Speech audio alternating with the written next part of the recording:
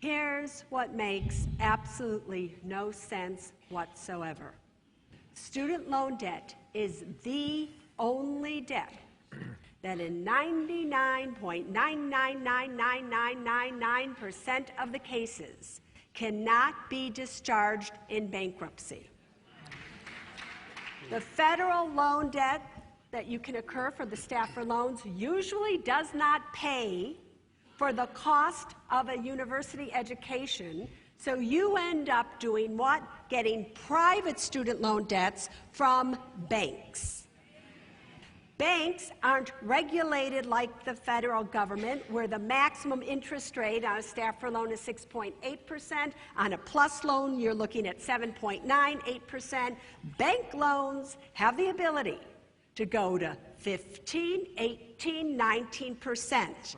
And the United States government bankruptcy laws protect those banks. So the banks can screw you with the interest rates that they are charging you, and you do not have any rights whatsoever to say, I cannot afford this. Then the system allows you to defer your student loans, to do forbearance on your student loans. What does that mean?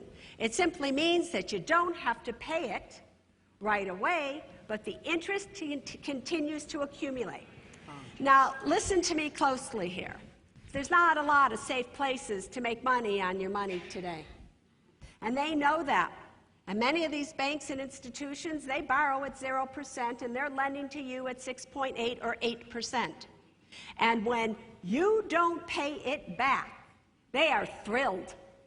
They are thrilled because it starts to compound and compound and compound, and 40,000 turns into 80,000, turns into 150,000, and then you think you've been getting away with something because you haven't been able to pay it, and then they contact you, and you have got to pay back that $150,000. You can't. What do?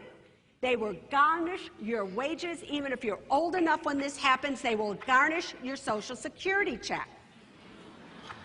Wow. So when you are taking out student loans, parents out there, when you are co-signing a private student loan, you better be very, very careful, especially because some of the private student loans state that if the person you co-sign for dies, they don't care. You are stuck paying that student loan for as long as it's going to take, even if the student is no longer here.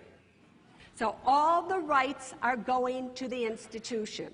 So you better think twice before you think an expensive education is what's going to get you a job when there are no jobs out there to be gotten.